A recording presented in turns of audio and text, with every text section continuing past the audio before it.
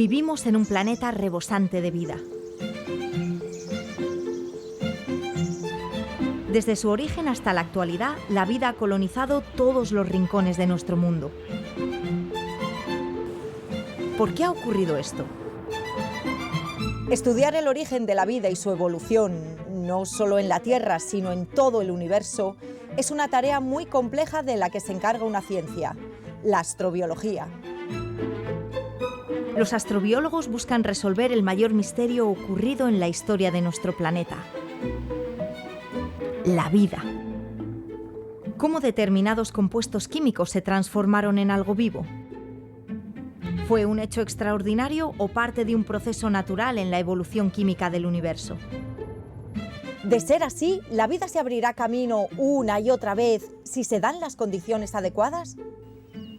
Tratar de responder a estas preguntas nos llevará a visitar algunos de los centros astrobiológicos más importantes del mundo.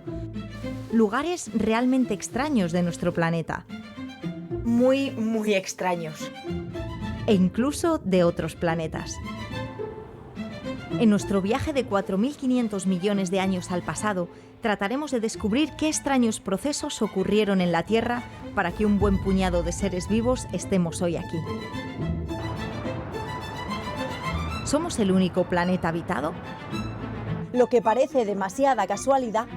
¿O el universo estará lleno de vida por todas partes?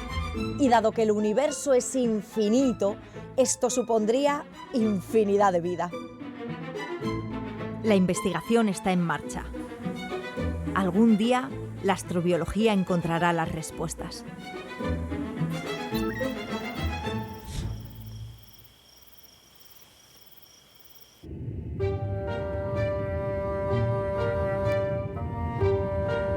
En algún momento en la historia de nuestro planeta, hace casi 4.000 millones de años, la materia inerte se transformó en un organismo vivo. Si considerásemos el misterio del origen de la vida como un asesinato sin resolver, ahora mismo estaríamos en la escena del crimen. Una escena del crimen de dimensiones gigantescas.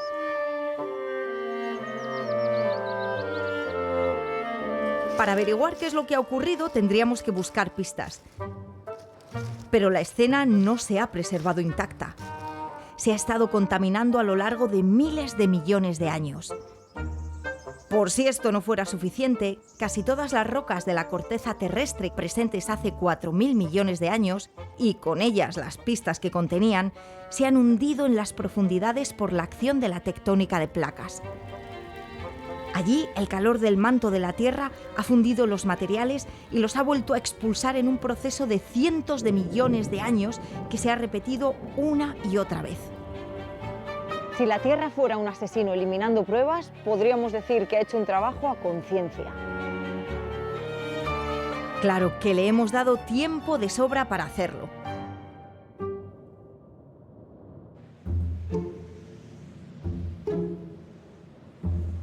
Si queremos descubrir cómo empezó la vida en la Tierra, necesitamos los mejores investigadores.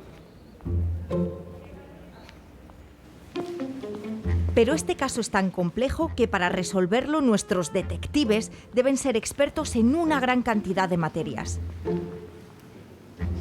Expertos en química para lograr entender cómo la química dio paso a la biología, pero también biólogos para entender su evolución. Deben ser capaces de buscar huellas, aunque esto es tarea de un paleontólogo, y cómo buscarlas, lo que implica conocer los procesos geológicos de la Tierra. Vale, geólogo también. Y cómo se formó nuestro planeta. Astrofísicos. Hay demasiadas ciencias implicadas en este caso. Y todas se coordinan en una sola ciencia, una superciencia llamada astrobiología.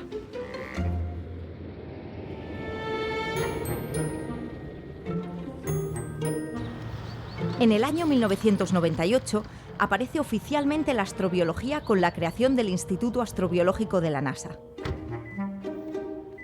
Un año después se inaugura el CAB, el Centro de Astrobiología de Madrid, uno de los más importantes a nivel internacional. La importancia de los astrobiólogos es enorme, porque ¿cuántos trabajos tienen como objetivo nada más y nada menos descubrir el origen de la vida?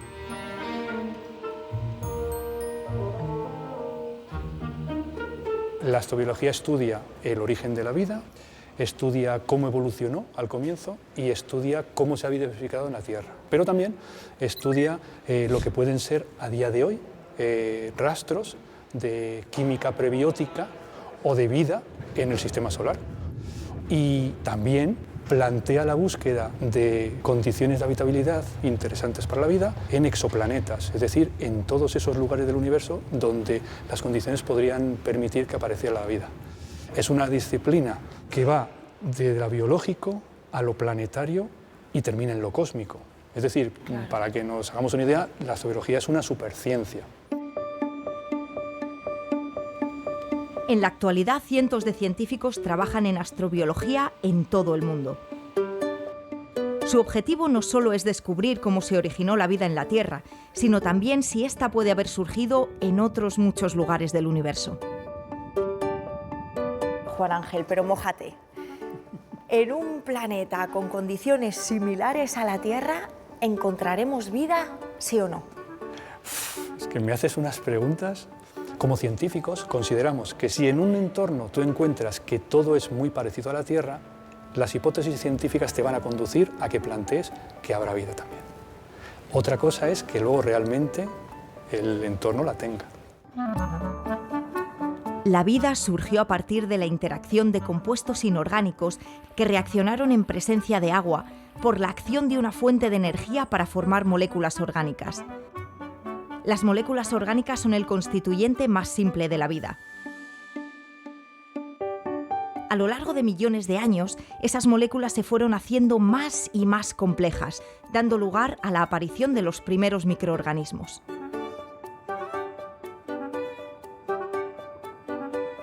Tenemos delante de nosotros la vida. Tenemos delante de nosotros el resultado del ensamblado de moléculas simples que han terminado dando lugar a las moléculas complejas que son la vida. La información que nos falta por conocer, y es el quid de la cuestión, es de qué manera esas piezas simples que tú sabes que forman parte de las complejas se han ensamblado. Los seres vivos estamos formados por una enorme cantidad y variedad de moléculas orgánicas. Con ellas construimos nuestras estructuras y obtenemos energía para los procesos vitales, pero por sí mismas no son seres vivos. Con algunas de ellas se forma el ADN o las proteínas, pero ni el ADN ni las proteínas son algo vivo tampoco. Saber qué nivel de complejidad e interacción deben alcanzar estos compuestos orgánicos para considerarlos vida es imprescindible si queremos entender cómo pudo surgir. Ahora mismo la vida de la Tierra es información para sintetizar unas proteínas que llevan a cabo un metabolismo, es decir, una transformación de la energía del mundo externo en energía aprovechable por nosotros, y es además compartimento. Entonces decimos, en la vida terrestre, información, ADN, el compartimento, las células, y metabolismo, lo llevan a cabo las proteínas. En la química prebiótica, la química previa a la vida, las moléculas orgánicas tuvieron que ir conformando cada uno de estos componentes esenciales que definen la vida: el metabolismo, la información genética y la membrana celular. Fue un proceso a lo largo de millones de años, en los que la Tierra tuvo que reunir una serie de condiciones que lo hicieran posible. Las condiciones que creemos que son imprescindibles para la vida son una fuente de elementos químicos que permitan que se creen las moléculas biológicas, es obvio, una fuente de energía y luego un solvente. Y hoy por hoy, pues, los científicos estamos bastante de acuerdo en que el mejor solvente es el agua líquida, no solo porque permite llevar a cabo las reacciones del metabolismo de una forma muy eficiente, sino también porque es un termorregulador fantástico. En 1953, un joven científico llamado Stanley Miller diseñó un experimento para tratar de crear moléculas orgánicas a partir de materia inerte. Miller utilizó los tres elementos considerados esenciales para la emergencia de la vida: agua, una fuente de energía y una serie de compuestos químicos que creía presentes en la atmósfera de la Tierra primitiva. a partir de esa atmósfera y descargas eléctricas y simulando las condiciones del ciclo terrestre del agua, de procesos de evaporación, condensación, Miller descubre que se forman algunos de los aminoácidos que forman parte de las proteínas. Este experimento genera todo un área de conocimientos que es conocida como química prebiótica, que lo que hace es explorar condiciones que a partir de moléculas muy sencillas con un átomo de carbono es capaz de generar una complejidad molecular mucho mayor. Marta Bermejo trabaja en el laboratorio de química prebiótica. Aquí realiza experimentos tipo Miller, centrándose en las interfaces acuosas entre el hielo y el agua líquida o en las microgotas en suspensión.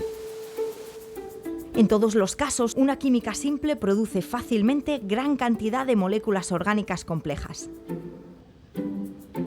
Parece que fueran cuales fuesen las condiciones de la Tierra primitiva, la vida tuvo abundante materia prima para ponerse en marcha.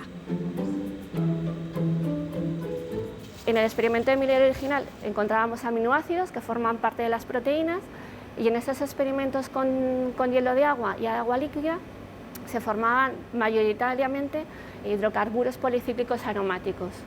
Esto es donde se encuentra a nivel natural y a nivel astrobiológico que nos es interesante, en el espacio, en el medio interestelar.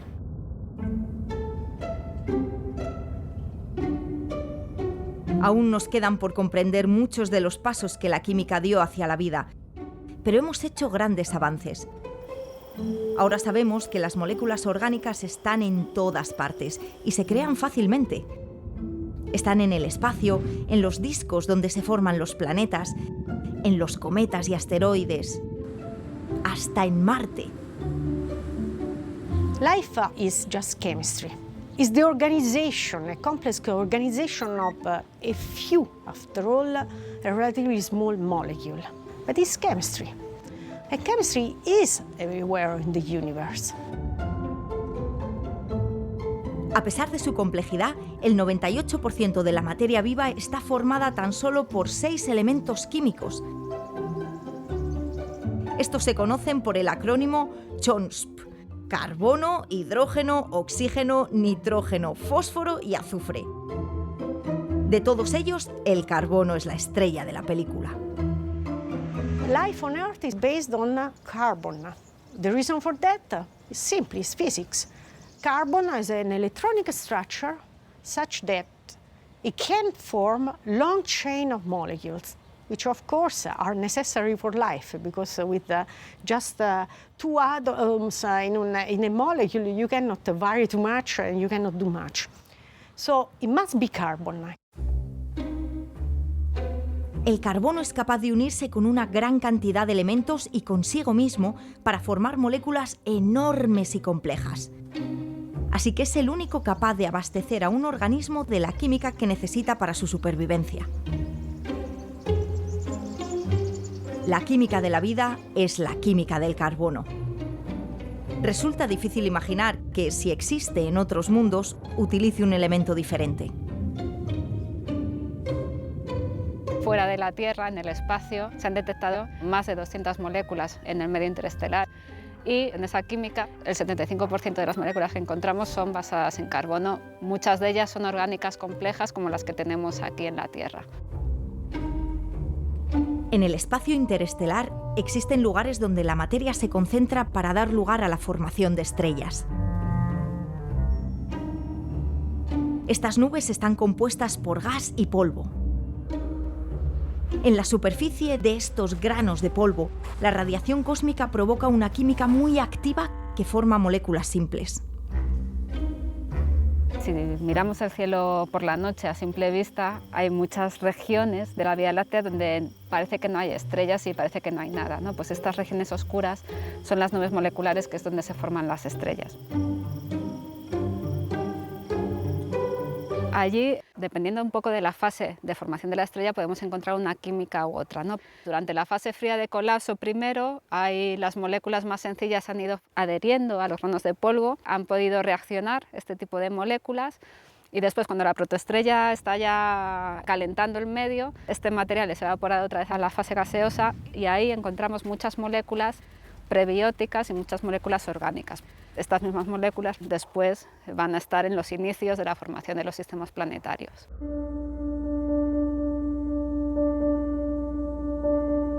Se han detectado decenas de moléculas orgánicas diferentes en el espacio interestelar. Todo parece indicar que la misma química tiene lugar en todas partes en el universo. Pero aunque la química sea la misma, las condiciones del espacio son muy diferentes a las de nuestro planeta. Here on Earth, although it doesn't look like, but in every cubic centimeter, we have like 10 to the 19, so with 19 molecules of nitrogen that we breathe.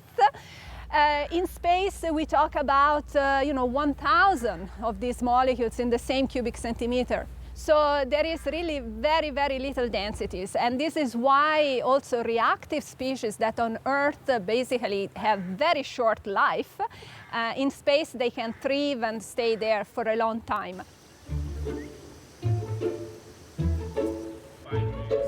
Paola Caselli dirige en Garching, Alemania, el Instituto Max Planck de Física Extraterrestre. Aquí tratan de recrear en el laboratorio las condiciones de estas nubes interestelares de gas y polvo, con baja densidad y temperaturas de menos 263 grados centígrados. We have to understand what are the conditions in space and then try to recreate them.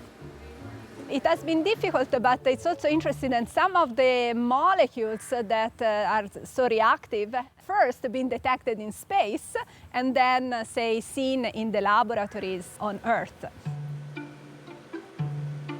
Además de moléculas orgánicas, la química forma con mucha facilidad otra molécula esencial: agua.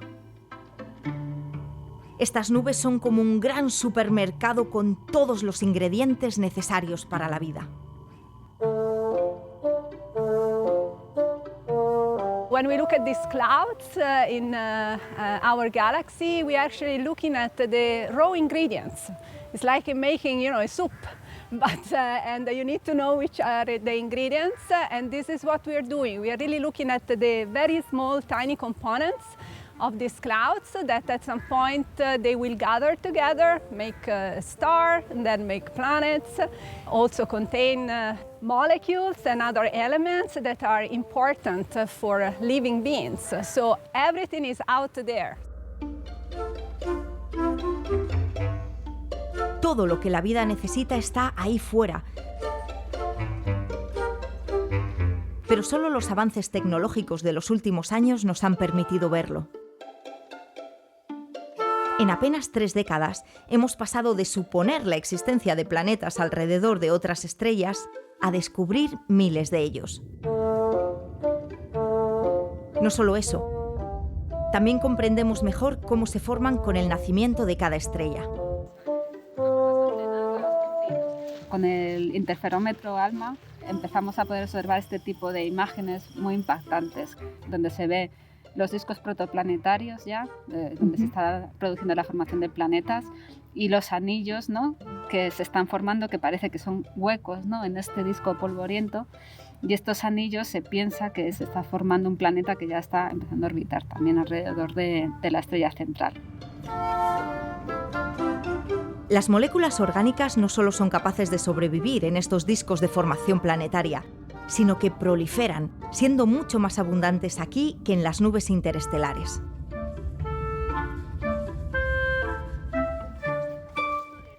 Lo que es importante decir es que en todas las regiones de formación estelar encontramos una química muy parecida.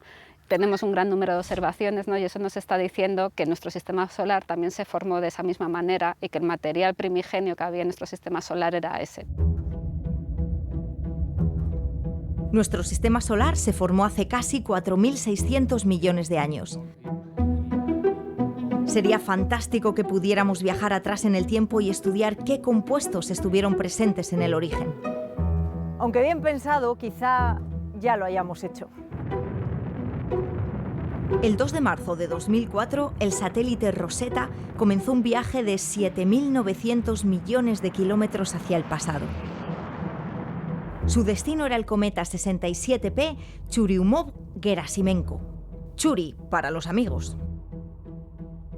Los cometas y los asteroides son los fragmentos que se quedaron después de la formación de los planetas flotando en el espacio.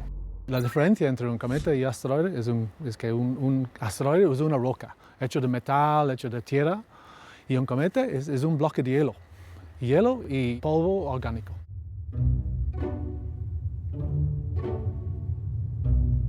Rosetta viajó 10 años al encuentro de Chury para acompañarlo después en su órbita alrededor del Sol.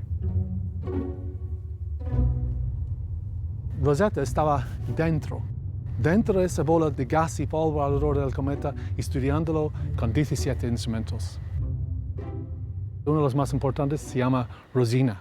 Y Rosina, con el olor de los gases, puede identificar los gases más importantes para la vida. Rosetta, de alguna manera, ha olido los gases esenciales para la vida. Sí, ha olido y huele mal. Huele mal, la vida siempre huele mal. Pero no, es así, ha encontrado muchísimos tipos de gases atrapados dentro del hielo y es lo que ha hecho Rosetta, es estudiarlos en comparación con lo que vemos aquí en la Tierra y ver si hay algo un link que conecta cometas con la vida que tenemos en la Tierra. Y por supuesto hemos encontrado ese link. Lawrence O'Rourke es uno de los coordinadores científicos de Rosetta, junto a Michael Coopers. Gracias al estudio de los datos, hoy sabemos que el 40% de la masa de Chury es materia orgánica y que en sus capas más profundas existen moléculas más antiguas que el propio sistema solar. Se han encontrado moléculas que ya se han formado en la nube interestelar o protosolar que fue el origen del Sol y del sistema solar. Así, algunos son más viejos que el sistema solar mismo. Una pregunta clave es hasta qué punto los ingredientes de la vida de la Tierra se han traído desde afuera. Se encuentran muchas moléculas orgánicas en el cometa y también hay la posibilidad que una parte de esto ha venido desde afuera. Después, los aminoácidos y las moléculas más complejas probablemente se han formado en la Tierra porque necesitan también la presencia de agua líquida. A lo largo de cientos de millones de años, infinidad de asteroides impactaron en los planetas de nuestro sistema solar, trayendo con ellos gran cantidad de moléculas orgánicas. Aunque con una intensidad mucho más baja, ese proceso continúa hoy en día. Cada año más de 500.000 de meteoroides caen en la Tierra. Por fortuna, la mayoría se desintegra al atravesar la atmósfera, lo que da para pedir muchos deseos. Los que no lo hacen ofrecen una buena oportunidad para su estudio, pero presentan un problema. The problem with the study of the meteorites, which are basically asteroids that we collect on Earth, is that while they enter in the atmosphere, they suffer from some contamination, and when they touch the ground, they can get oxidized and things like that. So, although the interior of the meteorite is more or less preserved, it's not representative of the whole asteroid composition. Julia de León forma parte de la misión de la NASA OSIRIS-REx, que traerá a la Tierra muestras recogidas de la superficie del asteroide Bennu.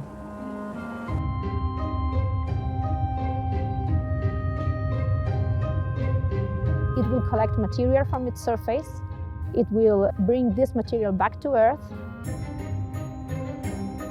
So we can study not only the material of the surface of the asteroid in the laboratory, but we can study how processes like what we call space weathering, which is basically the solar radiation impacting on the surface of the asteroid, the bombardment of micrometeorites on the surface of the asteroid, the cosmic rays and all the energetic particles from the solar wind.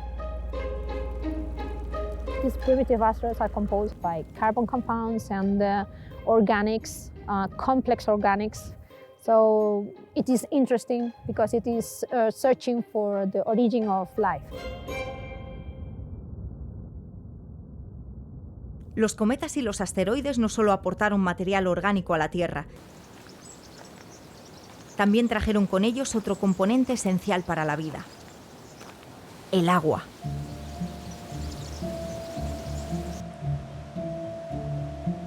Esto que tengo aquí en mi mano es un meteorito. Esta roca tiene más de 4.500 millones de años. Los meteoritos son lo más parecido a los planetesimales, a partir de los cuales se formó la Tierra, el agua e incluso nosotros mismos. Nuestro sistema solar antes era una nebulosa solar muy primigenia.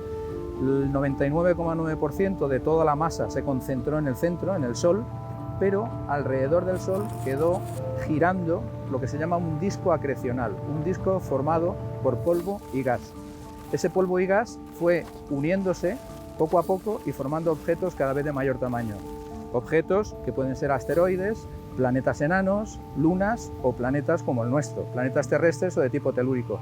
Por eso los meteoritos son interesantísimos, porque son los testigos más antiguos de cómo era esa materia primigenia a partir de la cual se formó todo lo que tenemos en la Tierra. Todos los ingredientes que existen en nuestro planeta, incluidos nosotros como seres vivos, proceden de los meteoritos.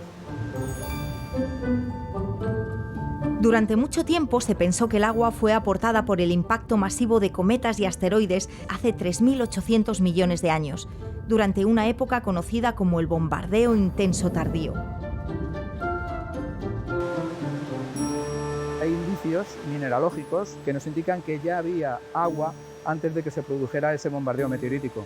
Pero todos los ingredientes a partir de los cuales se formó el planeta, incluido el agua, vinieron de los meteoritos. Es decir, que al menos ha habido dos grandes fases. Una fase primigenia inicial de acreción de planetesimales, que ya venía con agua, y luego una fase posterior, hace 3.800 millones de años, que enriqueció y volatilizó la corteza primitiva, formando la atmósfera tan importante para la habitabilidad.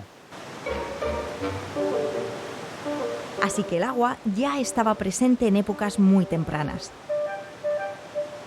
La Tierra primitiva contaba con todos los ingredientes para que la vida pudiera comenzar. El agua es fundamental para la vida. Mucha gente no es consciente de que aquí en la Tierra nosotros vemos el agua en los tres estados, como vapor, como líquido y como hielo, pero el hielo es un mineral.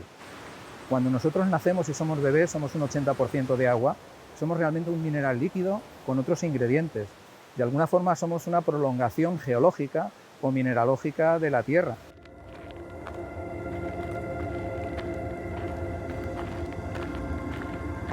Fueran cuales fuesen las condiciones de la joven Tierra primitiva, lo cierto es que sin agua líquida nada de esto podría haber ocurrido. La Tierra en un comienzo debía ser un lugar bastante inhóspito. No habría atmósfera, no habría hidrosfera, habría un continuo bombardeo de meteoritos y de cometas y la superficie sería un mar de magma. Cuando empieza a descender un poco la temperatura de la superficie, los gases que va emitiendo los volcanes empiezan a poder condensarse y se empieza a formar una primera hidrosfera. En zonas de la corteza oceánica que se empezaba a formar por debajo del agua, empezaron a surgir algo que hoy se conoce como son las chimeneas negras. Estas fuentes hidrotermales submarinas emiten fluidos a muy alta temperatura, cargados de gran cantidad de metales. En este escenario es donde aparecen las primeras señales de microorganismos, bacterias que obtenían energía a través de la oxidación del hierro. En ese proceso de oxidación precipitaban el hierro alrededor de su materia orgánica y hoy podemos encontrar vestigios de esos filamentos, de esas bacterias en rocas que aparecen en Canadá de entre unos 3.800 y 4.200 millones de años, que hasta ahora son los vestigios más antiguos de vida. Hace 540 millones de años todo esto era el fondo de un gran océano. Aquí es fácil encontrar las huellas dejadas por uno de los principales acontecimientos en la evolución de la vida de nuestro planeta: la aparición de los primeros organismos pluricelulares.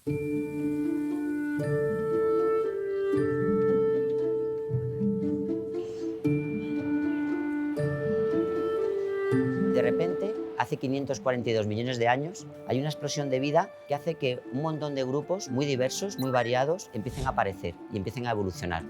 Y de ahí, oye, de esta explosión del Cámbrico aparecen animales que yo creo que todo el mundo conoce, como los crustáceos, las esponjas de mar y los trilobites. Algunos de los genes que tenemos en nuestro ADN también formaban parte del ADN de este pequeño animal. Estos genes universales, comunes en todos los seres vivos presentes y pasados, nos ayudan a retroceder en el árbol de la vida en busca de un origen común. Un organismo cuyas características estaban definidas por estos genes ancestrales. Luca, el último antepasado común de todos los seres vivos. ¿Podemos encontrar a Luca por ahí fosilizado? Pues Luca no podemos encontrarlo porque es tan primitivo que no tenemos restos de él. Pero sí que podemos hacer una cosa y es buscar en la genética de gran cantidad de grupos actuales, mapear, hacer mapas de su genoma y ver cuáles son los genes que tenemos en común desde una bacteria hasta un ser humano.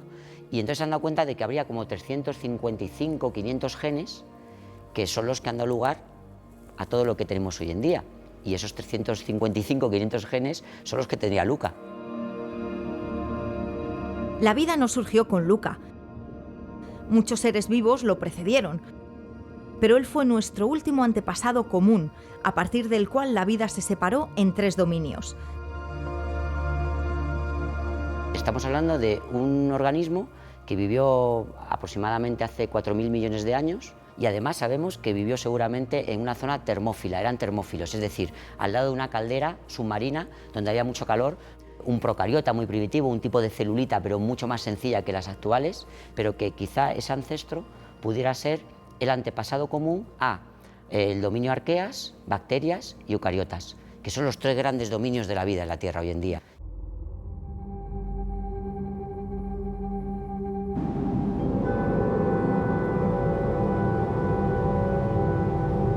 Durante cientos, incluso miles de millones de años, las condiciones de nuestro planeta fueron inhóspitas para nosotros. Pero no para la vida.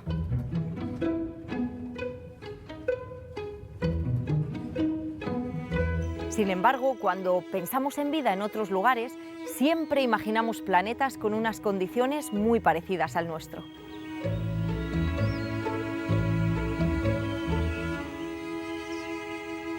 El concepto de habitabilidad, que es fundamental en astrobiología, habla de es una zona en la cual las condiciones de los planetas en relación a la estrella permiten que haya agua líquida en la superficie. La gran revolución en astrobiología ha sido descubrir que hay vida en el subsuelo. Es decir, lo que llamamos la biosfera oscura, que la desconocemos, sabemos muy poco, no sabemos qué alcance tiene, pero una vez que se descubre que hay vida en el subsuelo, pues obviamente no necesitamos agua líquida en la superficie. Por lo tanto, creemos que ese concepto hay que ampliarlo y eso amplía mucho la posibilidad de vida en el universo.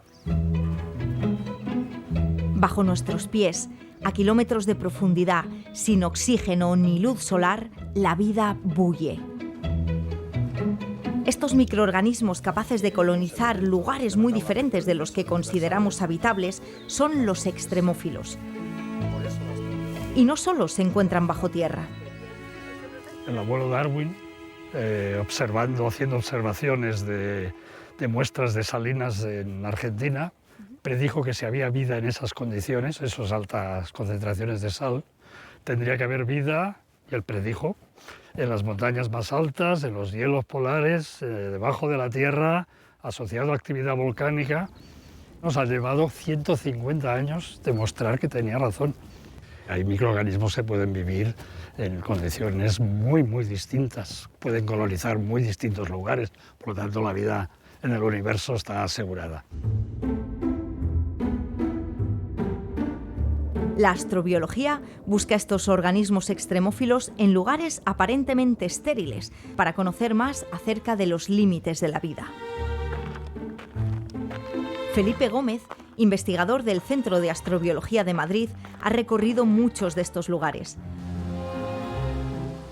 Lugares como la cuenca del río Tinto, donde la actividad volcánica ocurrida hace 350 millones de años creó la faja pirítica ibérica, la mayor concentración de sulfuros del planeta. La faja pirítica ibérica pasa por el subsuelo de Río Tinto. La pirita es un sulfuro de hierro, básicamente azufre y hierro reducido. Eso ha provocado la existencia de un metabolismo con unas bacterias que se llaman quimiolitótrofos, traducido del griego significa come piedras, que oxidan esa pirita. Son los que producen, a través de su metabolismo, las características que después vemos en el río. Un pH muy ácido y una gran cantidad de hierro. Aquí abunda la jarosita, un mineral que solo se produce en presencia de aguas ácidas cargadas de metales, como las de este río. Por eso es muy difícil encontrarla en la Tierra, pero no en Marte. En 2004, el rover Opportunity descubrió jarosita en el suelo marciano. Este hallazgo confirmó que en el pasado hubo agua líquida, que hubo ríos y que alguno de ellos contribuyó a formar la jarosita que encontró el Opportunity. Hoy sabemos por las señales dejadas en su superficie que un gran océano cubría todo el hemisferio norte del planeta, lo que implica que tuvo que tener una atmósfera densa y una temperatura más cálida que la actual. Con estas condiciones más favorables, ¿se pudo haber originado la vida en Marte? Sí, así es. En aquel momento los dos planetas eran muy similares, muy parecidos. La evolución posterior que ha tenido Marte es debido a que tiene menor masa, menor gravedad. Por tanto, ha perdido su atmósfera, los gases se han escapado, se pierde el agua. Donde tenemos la gran duda, sabemos que ahora mismo en los casquetes polares hay una señal de agua.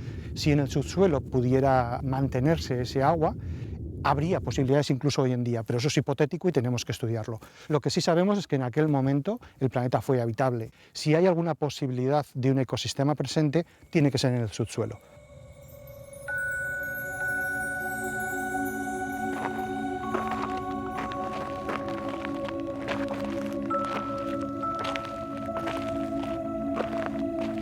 Armando, estamos en un lugar realmente inhóspito.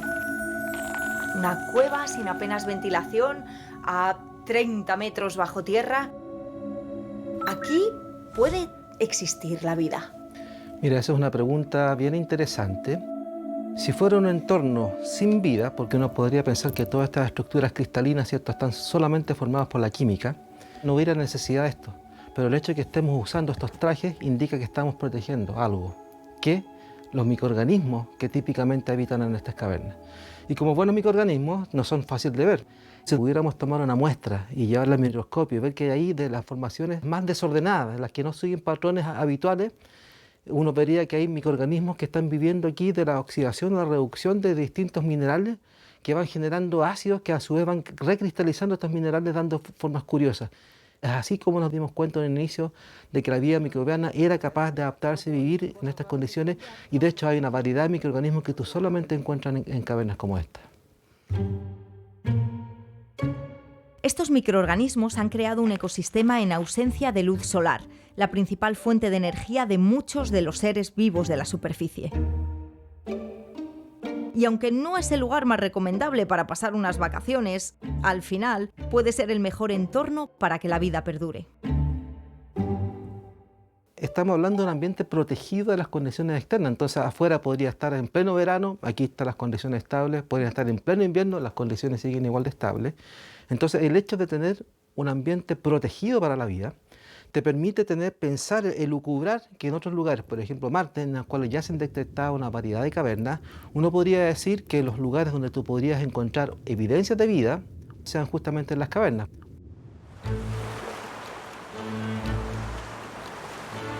Bajo tierra, la vida puede protegerse de uno de sus mayores peligros, la radiación ultravioleta.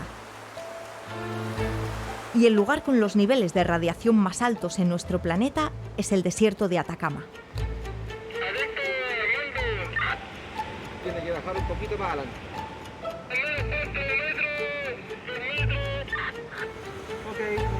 Estamos tratando de entender las adaptaciones de la vida microbiana a las extremas condiciones del desierto de Atacama, siendo una de ellas la alta radiación ultravioleta. Por las características de Atacama, de ser un desierto muy antiguo, la vida podría haber evolucionado en estos lugares para generar vida microbiana del tipo que no solamente tolera la radiación ultravioleta, sino que incluso podría ser capaz de usarla como fuente de energía.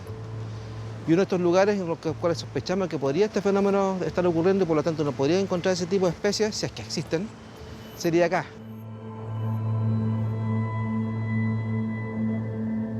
Hace 150 millones de años, cuando en la Tierra reinaban los dinosaurios, el desierto de Atacama ya era un lugar extremadamente seco.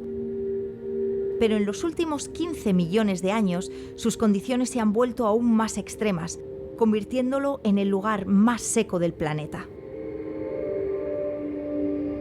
La vida en estos sectores es altamente tolerante a la extrema desecación, altamente tolerante a la radiación ultravioleta.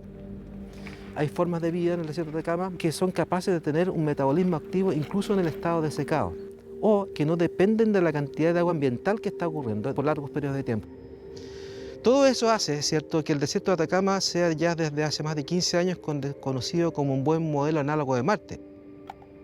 Los lugares más secos del desierto de Atacama son incluso más secos que Marte. Y si en esos lugares encontramos vida, uno dice, bueno, el problema de la desecación y el problema de la radiación ultravioleta al parecer no son limitantes extremos para la vida. ¿No será posible entonces imaginar que la vida también se pueda adaptar de forma similar en el caso de Marte?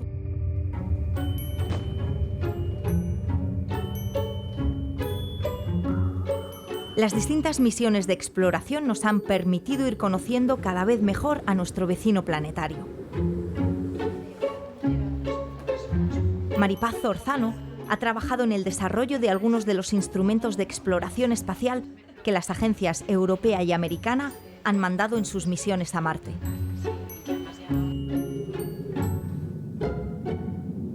Con lo que hemos aprendido de las últimas misiones, podemos pasar de la pregunta de si Marte fue habitable en el pasado, que la respuesta es que sí. Existió agua líquida, existían elementos que existen también en la Tierra que son necesarios para la vida, como el nitrógeno, como el fósforo, como el azufre. Se han encontrado moléculas orgánicas y la siguiente pregunta es si fue habitable, estuvo habitado o aún más está habitado hoy en día.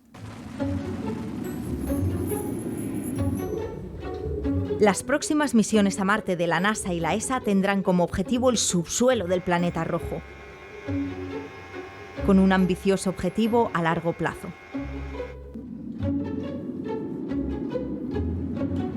La misión ExoMar lleva un taladro de 2 metros para analizar posibles biomarcadores y la composición y la textura del Marte actual a 2 metros debajo de la Tierra. Con eso aprenderemos cómo de habitable es todo el perfil de Marte en el sitio donde vamos. La misión Mars 2020 de NASA es otro rover tan grande como un coche de tamaño. Este rover lleva un taladro y a lo largo de su recorrido, según los científicos vayan encontrando lugares de interés, va a ir tomando muestras de unos 5 centímetros. Los va a meter en unas pequeñas cápsulas y va a quedar sellado en un cilindro en Jezero, abandonado hasta que una misión futura venga a buscarlo.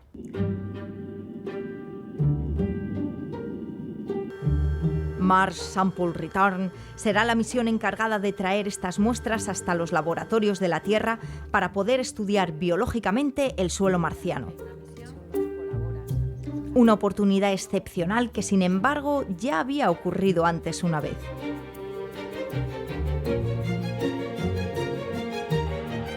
En 1976, las sondas Viking se posaron en el suelo marciano con instrumental biológico para tratar de detectar de forma directa la presencia o ausencia de vida en Marte. Los resultados no fueron concluyentes, pero ahora, varias décadas más tarde, nuestros conocimientos sobre la diversidad de vida en la Tierra y sobre Marte son mucho mayores.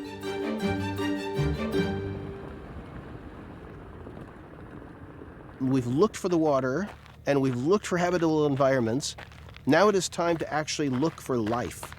And so how do we do that? And on Mars, or for that matter, Europa and Enceladus, we probably have to go under the ground. We probably have to look below the irradiated surface layer. And in order to go down, we have to be able to pull samples back up. And we need to be able to handle these samples off to life detection instruments things that can actually look for the presence of at least Earth-based life and compounds and large molecules that would indicate the presence of life. Buscar vida en el planeta rojo implica elegir los lugares con mayor potencial para la habitabilidad. Y esto pasa por la presencia de un elemento imprescindible: el agua. The question of life on Mars is really about where is the water. And currently, there's no water on the surface of Mars. There's ice. But people think that there might be underground water, and deep underground, there could be environments to search for life. The problem is, it's not feasible to get to Mars with enough equipment to drill to the depths that the water underground is likely to be, because that's likely to be kilometers down. But there is a location on Mars where there's water ice very near the surface, in fact, sitting on the surface, and that's near the northern and southern poles of Mars. En el año 2008, la sonda Phoenix aterrizó en el polo norte marciano. Un simple rasguño en su superficie confirmó la presencia de hielo de agua. ¿Pudo este hielo haber estado en forma líquida en una época reciente? Sometimes the polar regions of Mars are warm enough for the ice to melt, the near-surface ice. And in fact, those times occur pretty frequently. So something like 1 million years ago, or 500,000 years ago, the place where the Phoenix mission landed probably had liquid water.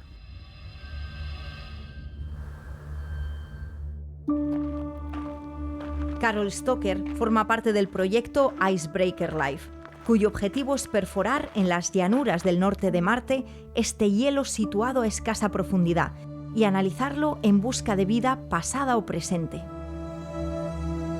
What is a more interesting question is there life on Mars now?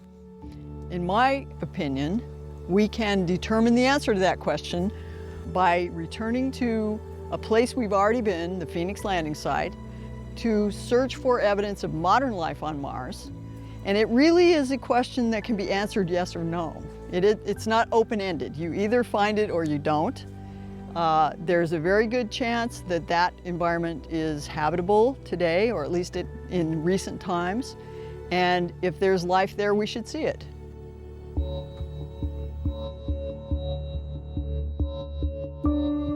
La NASA y el Centro de Astrobiología han realizado campañas en distintos entornos análogos a Marte para probar el instrumental de la misión Icebreaker Life.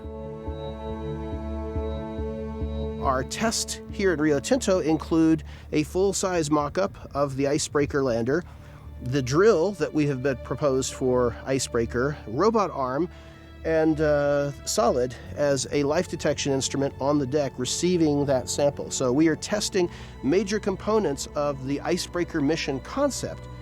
Testing these technologies and testing our science operations at places like Rio Tinto give us a means to show that we are ready to take a life detection mission to Mars or to Europa and other places where life might or might have existed. El principal instrumento astrobiológico de la misión es SOLID, Signs of Life Detector, desarrollado por el Centro de Astrobiología de Madrid. We have developed biosensors that contain more than 200 antibodies that we have developed against microbes or part of microbes that we know here on Earth that can survive and develop in this environment that are similar or analogous to others that we have already identified on Mars. So if microbes here on Earth can thrive in these conditions that are similar to the ones on Mars, why not the system we use to detect this microbe can be used to detect them there?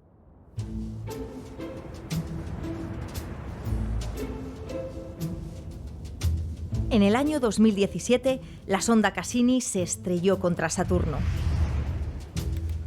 Pero no fue un accidente. Formaba parte de un plan para proteger de cualquier contaminación biológica a sus lunas. Y es que algunas de las lunas de Júpiter y Saturno son, junto con Marte, los lugares con más probabilidad de albergar vida en el sistema solar. Hay unas lunas que desde el punto de vista astrobiológico son más interesantes que otras. Estas lunas que tienen el océano en contacto con la roca. Europa y Encélado son especialmente interesantes porque existe esa interacción entre la roca, que además está calentita, que tiene actividad geotérmica o hidrotermal, con el agua. Y ese agua líquida nos permite pensar en unas condiciones potencialmente habitables. Olga Prieto coordina en el CAP la investigación en geología planetaria. En estos laboratorios recrean experimentalmente ambientes como el de Marte o los de estos mundos oceánicos.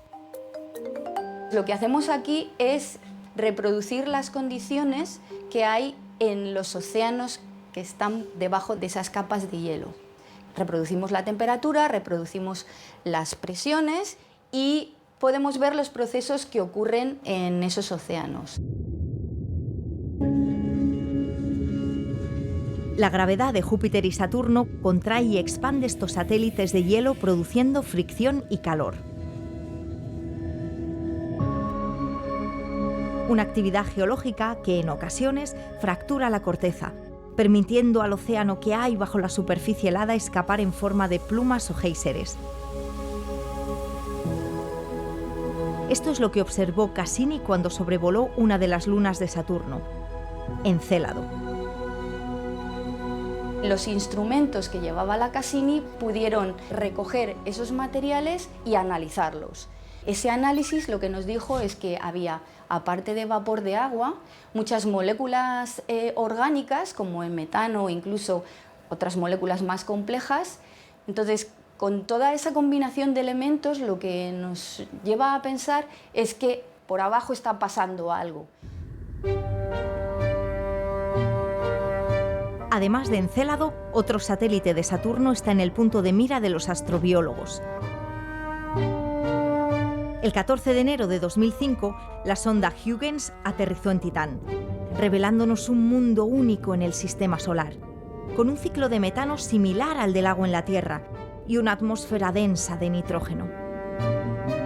Hasta el momento es el lugar más alejado del sistema solar en el que nos hemos posado.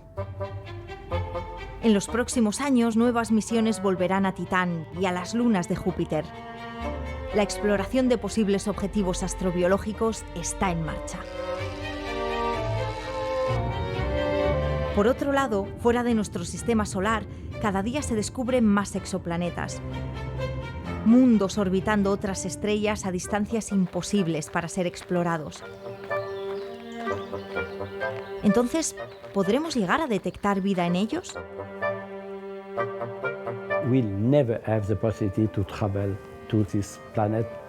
So the only way is to detect life by analyzing the spectrum, the luminosity emitted by the atmosphere of this kind of planet. And so we have to find some chemical elements saying that in this planet, most probably life is in action. Encontrar vida en lugares potencialmente habitables del sistema solar llevará tiempo. Nuestra mejor oportunidad, mientras tanto, es profundizar en el conocimiento sobre el origen de la vida y en el estudio de los microorganismos que habitan en lugares extremos. What is clear now is that one of the most important objectives of all space agency in the world is looking for life elsewhere, because this is an important question for the humankind. This is something that I would say that we need to know if we are alone or not, and this is a matter of time and the effort.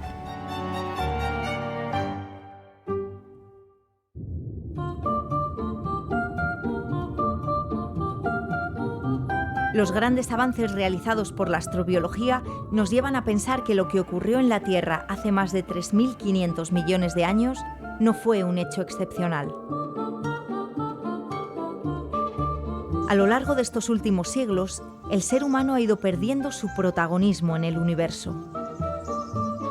Puede que pronto nos quede un privilegio menos. Dejaremos de ser el único planeta con vida para convertirnos en uno de tantos. Para los científicos que trabajan en investigación astrobiológica, ese será un gran día.